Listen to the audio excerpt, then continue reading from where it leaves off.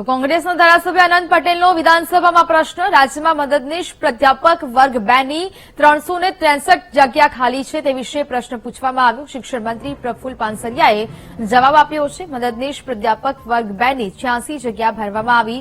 Roster પદ્ધતિથી પ્રાધ્યાપકોની જગ્યા ભરવામાં આવશે। નવી કોલેજ મંજૂર થવા પર જગ્યાઓ વધી છે। વિદ્યાર્થીઓનું શિક્ષણ ન બગડે તે માટે પ્રવાસી પ્રાધ્યાપકો શિક્ષણ આપી રહ્યા છે।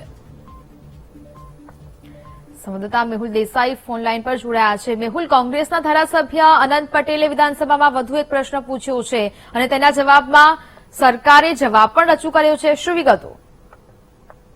વાત કરવામાં આવે તો વિધાનસભા બજેટ સત્ર જે છે ચાલી રહ્યું છે।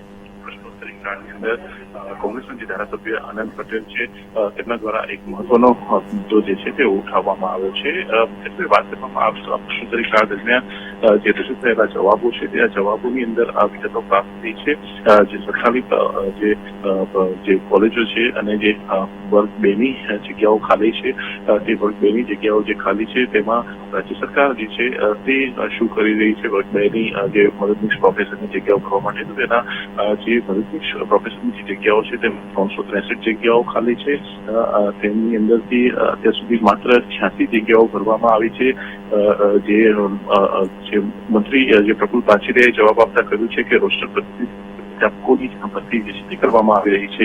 નવી જો કોલેજો મંજૂર થઈ છે તેના કારણે જગ્યાઓ જે છે તે ખાલી બતાવી રહી છે અને વિદ્યાર્થીઓનું શિક્ષણ ન બગડે તે માટે પ્રવાસી પ્રાધ્યાપકો જે છે તેના માટે જે ભરવા માટે રોસ્ટર પદ્ધતિનો ઉપયોગ કરવામાં આવી રહ્યો છે।